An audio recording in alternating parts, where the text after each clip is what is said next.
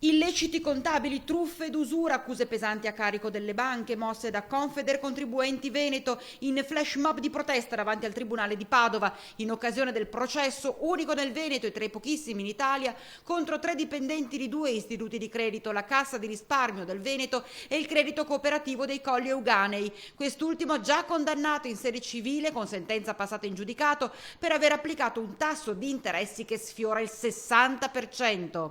L'usura nei conti correnti bancari è presente almeno nell'80% dei casi. Cos'è che devono fare di conseguenza le persone? Come fanno a capire soprattutto che sono incappate in un caso di usura?